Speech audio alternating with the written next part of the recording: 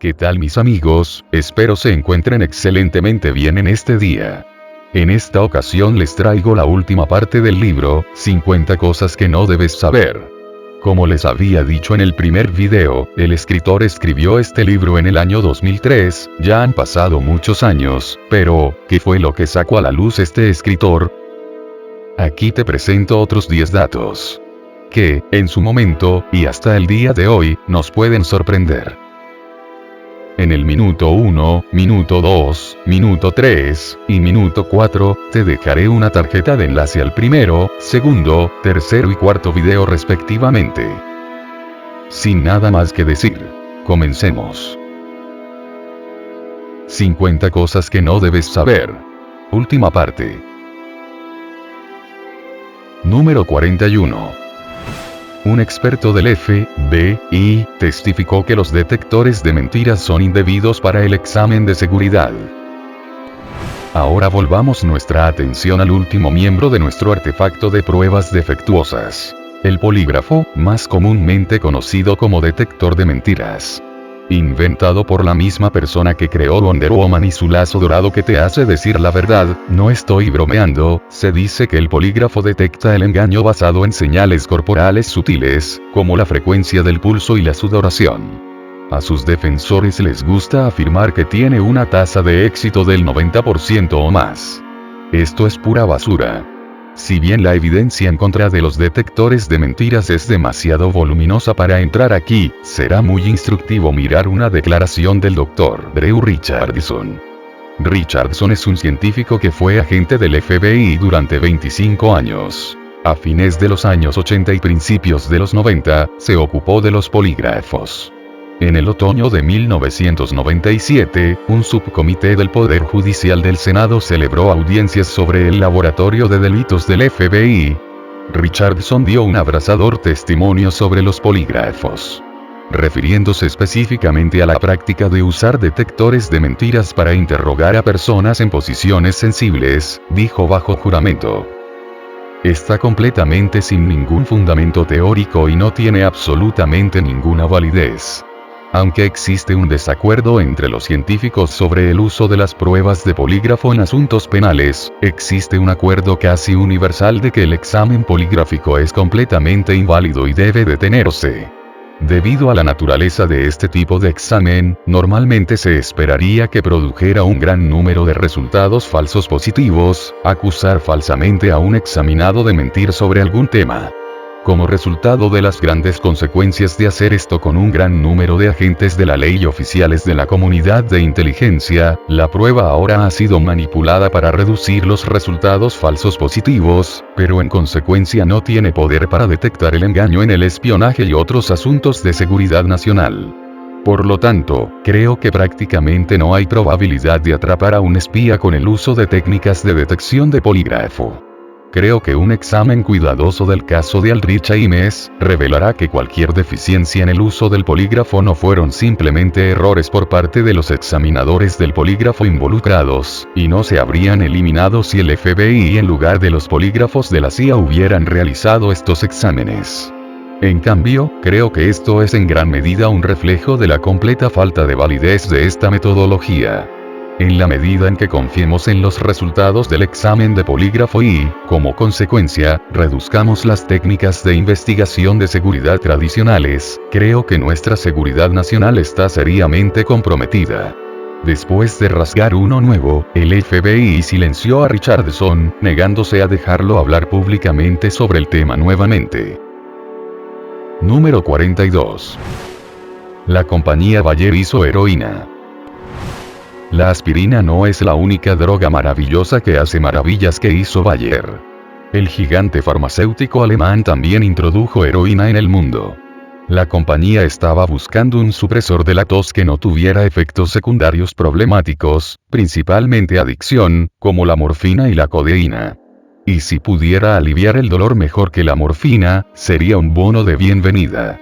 Cuando uno de los químicos de Bayer se acercó al jefe del laboratorio farmacológico CONASA, para ser vendido con el nombre de aspirina, lo rechazaron.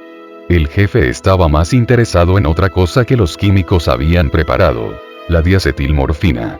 Este narcótico había sido creado en 1874 por un químico británico, usando el nombre comercial heroína, porque los primeros evaluadores dijeron que los hacía sentir heroicos. Bayer vendió esta droga popular por camiones a partir de 1898. Se enviaron muestras gratuitas a miles de médicos. Los estudios aparecieron en revistas médicas.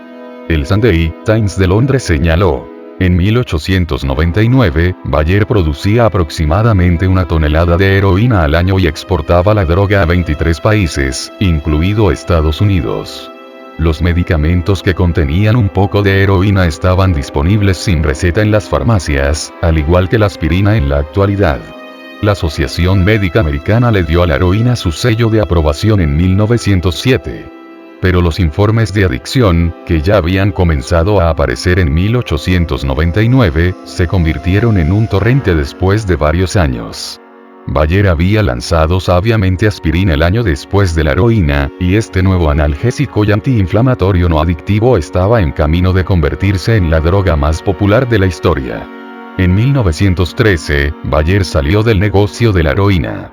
No es que la compañía haya mantenido su nariz limpia desde entonces. Una división de la compañía farmacéutica Bayer vendió millones de dólares en medicamentos para la coagulación de la sangre para hemofílicos, medicamentos que conllevan un alto riesgo de transmitir el SIDA. Asia y América Latina, a mediados de la década de 1980, mientras vendía un producto nuevo y más seguro en Occidente, de acuerdo con documentos obtenidos por The New York Times en Hong Kong y Taiwán, solo, más de 100 hemofílicos contrajeron el VIH después de usar la medicina antigua de Cutter, según registros y entrevistas. Muchos han muerto desde entonces. Número 43.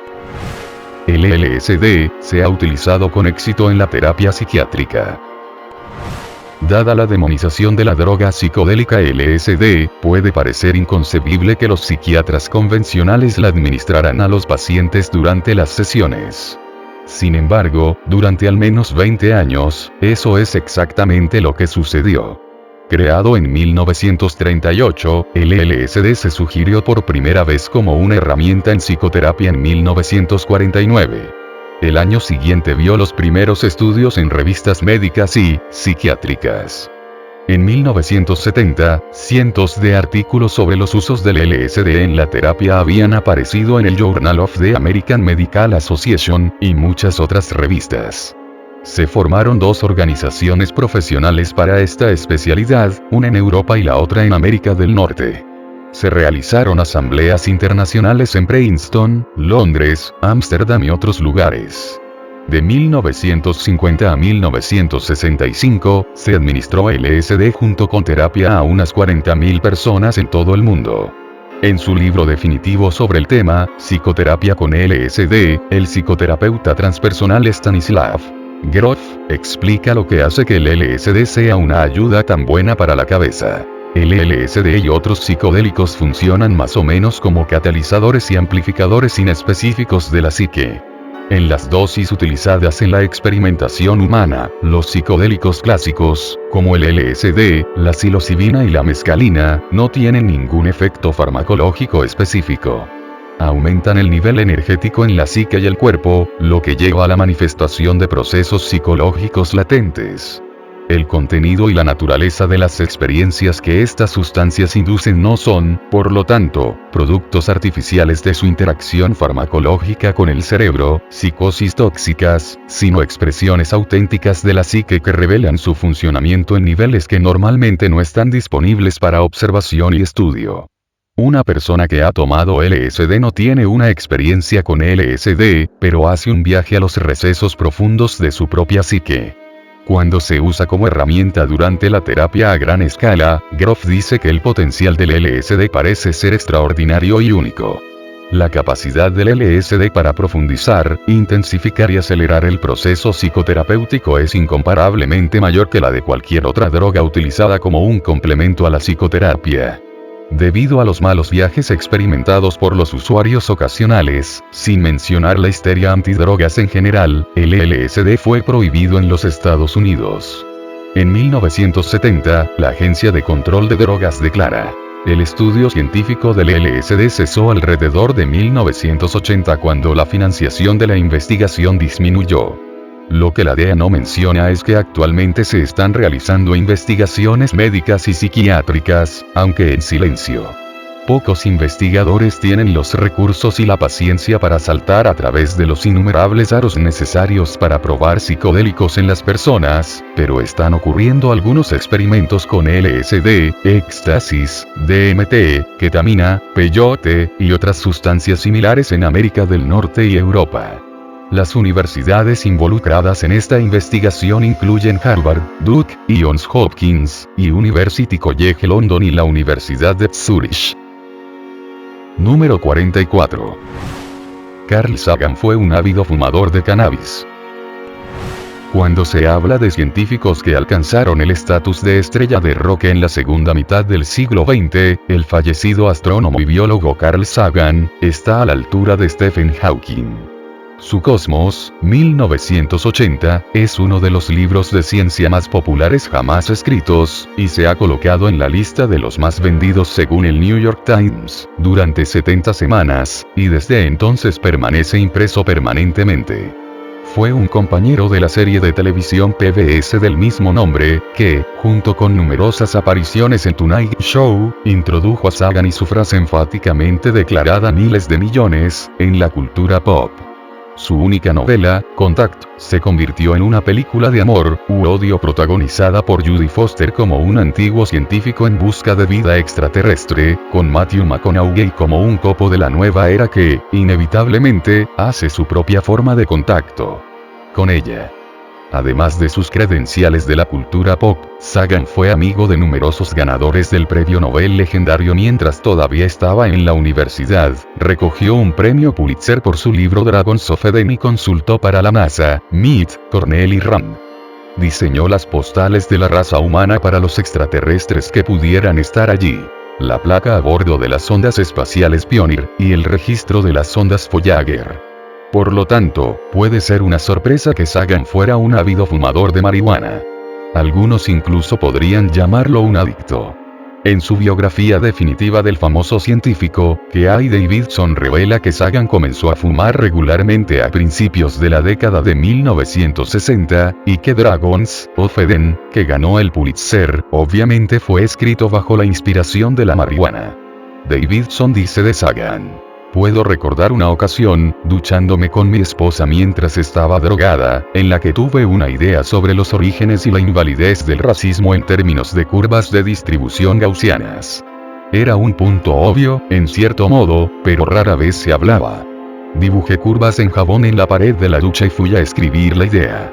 Una idea llegó a otra, y al final de aproximadamente una hora de trabajo extremadamente duro descubrí que había escrito 11 ensayos cortos sobre una amplia gama de temas sociales, políticos, filosóficos y biológicos humanos.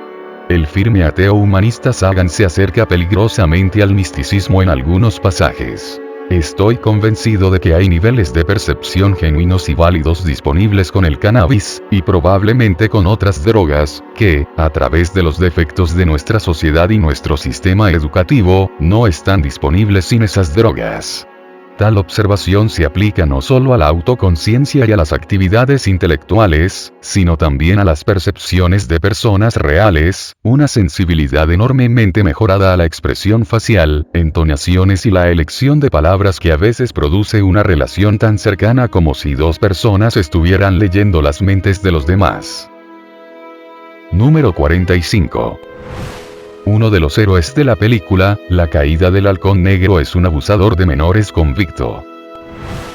La película Black Hawk Down, La caída del halcón negro, fue uno de los mayores éxitos de taquilla de 2001, y le valió a su director, Ridley Scott, una nominación al Oscar. No ganó, pero la película obtuvo 2 premios de la Academia por edición y sonido. Basado en el libro de no ficción de Mark Bowden del mismo título, se refiere a la desastrosa incursión de soldados de élite estadounidenses en Mogadiscio, Somalia, en 1993. Uno de estos soldados de las fuerzas especiales sufrió un cambio de nombre al pasar de la página impresa a la pantalla grande. El Ranger John Stevens se convirtió en el Ranger Danby Grimes, cuando fue interpretado por el galán escocés Ewan McGregor. ¿Por qué? Porque en 2000, Stebbins fue sometido a corte de guerra y enviado a las rejas por violación y sodomía de un niño menor de 12 años. Este giro de eventos decididamente poco heroico, fue confirmado por el ejército, la prisión militar de Fort Leavenworth, el hogar de Stevie durante los próximos 30 años, y el autor de Black Hawk Down. Bowden le dijo al New York Post, que el ejército le pidió que cambiara el nombre de Stebbins en el guión para evitar avergonzar a los militares. En un correo electrónico al periódico, la ex esposa de Stevie, Nora Stebbins, escribió: "Van a hacer millones con esta película en la que mi ex marido es retratado como un héroe estadounidense cuando la verdad es que no lo es". Número 46. La industria automotriz dice que los conductores SUV son egoístas e inseguros. Últimamente, las personas que trabajan en vehículos utilitarios deportivos, SUV, Sport Utility Vehicles, por sus siglas en inglés, enormes y descomunales se han molestado mucho, pero nadie las ha criticado como las personas que les vendieron los SUV en primer lugar. La industria automotriz multimillonaria realiza una investigación exhaustiva sobre sus clientes, y últimamente esa investigación se ha centrado bastante en las personas que compran SUV. El periodista de investigación Keith Bratcher del New York Times ha investigado el fenómeno de los SUV durante años. Ha leído informes de marketing destinados solo a ser vistos dentro de la industria. Ha entrevistado a ejecutivos de marketing de las compañías automotrices y de firmas de investigación externas. La industria ha llegado a algunas conclusiones poco halagadoras sobre las personas que compran sus SUV. Como lo resume Bratcher, tienden a ser personas inseguras y vanidosas. Con frecuencia están nerviosos por sus matrimonios e incómodos por la paternidad. A menudo carecen de confianza en sus habilidades de conducción.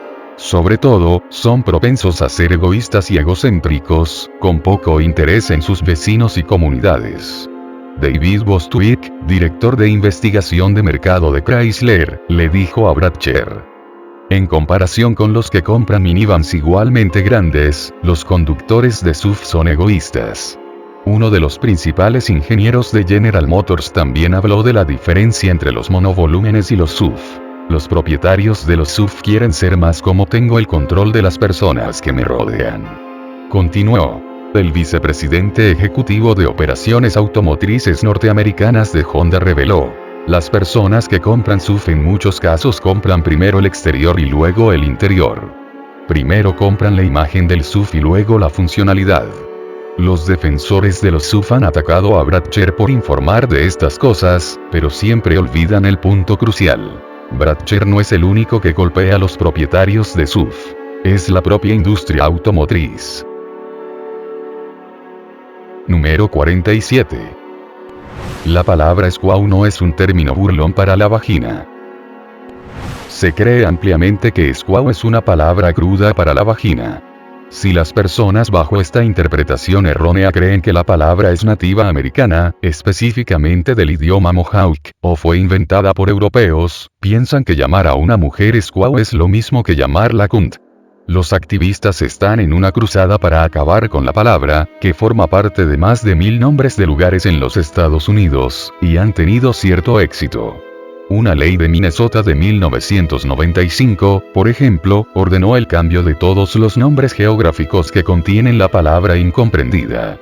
William Braggett, profesor emérito de Lingüística y Antropología de la UCLA, y editor del libro Native American Place Names of the United States, escribe: "Todos los lingüistas que han comentado la palabra squaw, incluidos los especialistas en lenguas indias y en la historia del vocabulario estadounidense, están de acuerdo en que no proviene del Mohawk ni de ninguna otra lengua iroquesa.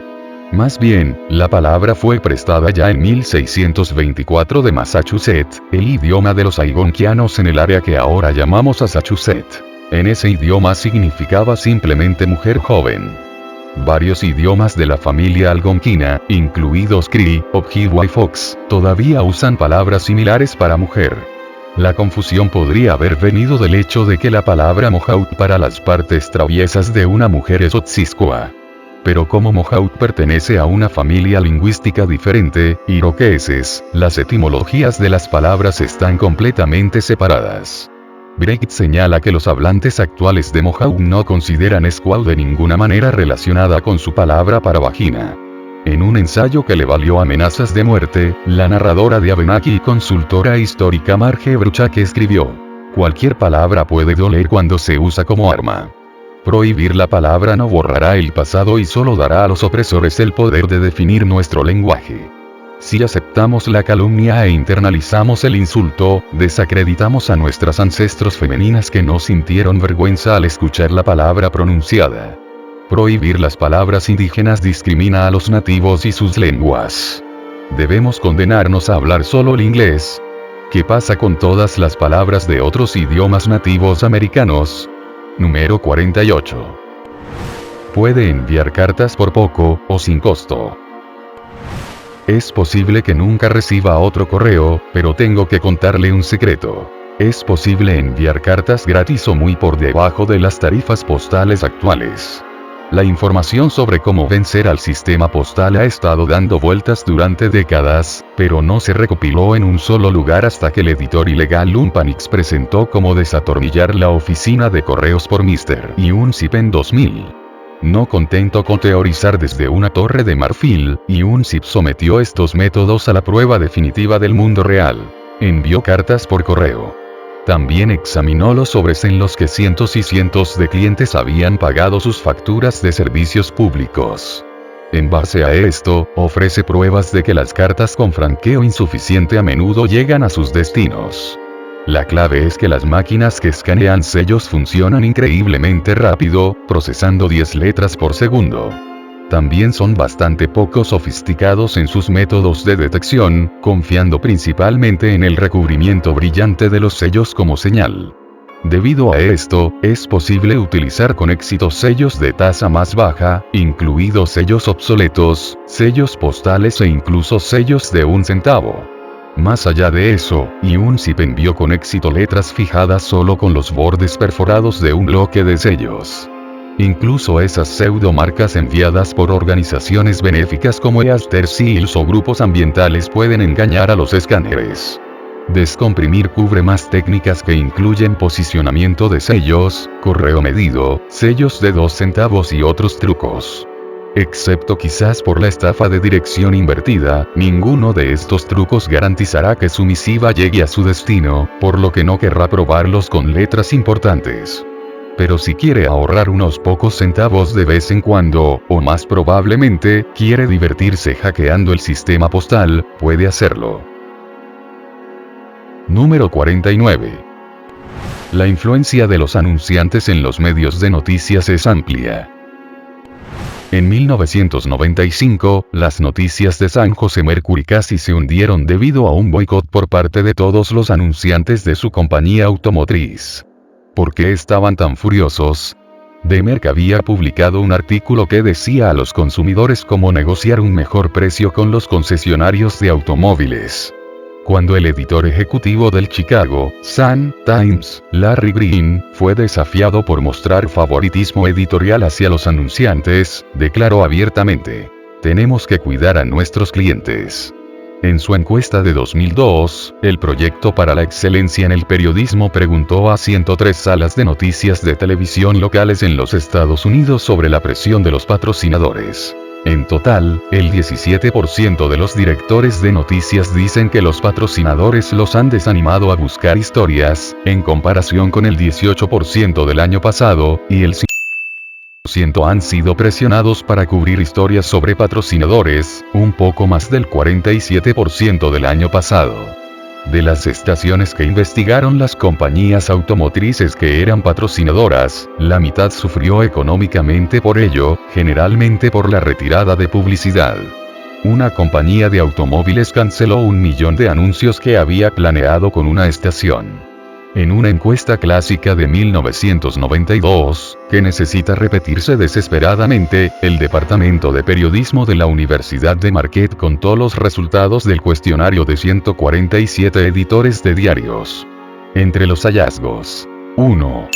El 93.2% dijo que los patrocinadores habían amenazado con retirar la publicidad del periódico debido al contenido de las historias. El 89% respondió que los anunciantes cumplieron con esta amenaza. 2. El 89.9% respondió que los anunciantes habían tratado de influir en el contenido de una noticia o reportaje. 3. El 36.7% dijo que los anunciantes habían tenido éxito en influir en las noticias o en las características del periódico. 4. El 71.4% dijo que un anunciante intentó matar una historia en el periódico. 5. En la década posterior a esta encuesta, los medios se han vuelto aún más corporativos y más consolidados, por lo que es difícil imaginar que la situación haya mejorado. Y número 50. Los museos del mundo contienen innumerables obras falsas. La próxima vez que te estés maravillando con una pintura de Picasso, una estatua de Miguel Ángel, o una talla del antiguo Egipto, no estés absolutamente seguro de que estás mirando el artículo genuino. La falsificación de arte ha existido desde la antigüedad y todavía está en pleno apogeo. Los museos, galerías y colecciones privadas de todo el mundo están repletos de falsificaciones. Este hecho nos llega desde una persona con información privilegiada. Thomas Hobbin, exdirector del Museo Metropolitano de Arte de Nueva York. En su libro False Impressions, The Hunt for Big Time Art Fakes, escribe: el hecho es que hay tantas falsificaciones y piezas manipuladas en estos días que a veces, casi creo que hay tantas obras falsas como genuinas. En la década y media que estuve con el Museo Metropolitano de Arte, debo haber examinado 50.000 obras en todos los campos. El 40% eran falsos o restaurados de manera hipócrita o tan mal atribuidos que eran lo mismo que las falsificaciones. Desde entonces estoy seguro de que ese porcentaje ha aumentado. Lo que pocos profesionales del arte parecen querer admitir es que el mundo del arte en el que vivimos hoy es uno nuevo, altamente activo y sin principios de falsificación de arte. Los objetos del antiguo Egipto son particularmente propensos a ser falsos. Además, Hobbin estima que la tasa de fraude para los artefactos religiosos de los tiempos paganos y cristianos primitivos es literalmente del 99%. Hasta 5.000 falsas obras fueron creados después de la muerte del maestro, y la mitad de los dibujos a lápiz del maestro de Viena Egon Schiele son falsos. El volumen fue tan grande que Séneca el Viejo, antes de Cristo 55 al 39 después de Cristo, es registrado por un historiador contemporáneo como un comentario de que no había menos de media docena de talleres en el primer siglo después de Cristo trabajando a tiempo completo en Roma en gemas de colores e intaglios. Hoy en día es casi imposible saber qué es genuinamente griego antiguo y qué es falsificación romana, porque esas gemas e intaglios están hechos de material que data de tiempos antiguos y el estilo es casi perfecto. Hobbin revela que casi todos los museos han sido engañados en un momento u otro para comprar y exhibir falsificaciones. Pero también dice que las obras falsas todavía se encuentran en el Louvre, el Getty, el Museo Británico, el Museo de Bellas Artes, Boston y el Vaticano, entre otros. Hobbin estima que el 90% de las antiguas estatuas romanas en la colección de la Santa Sede son en realidad imitaciones europeas del siglo XVIII. Según el periódico, el Comité de Investigación de Rembrandt afirma que la mayoría de los trabajos atribuidos a Rembrandt eran en realidad piezas de estudio colaborativas.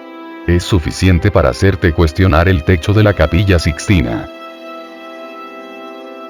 Bueno mi gente, hasta aquí el video de hoy, muchas gracias por ver este video. Esta fue la última parte de 5 videos. Muchas gracias y hasta la próxima.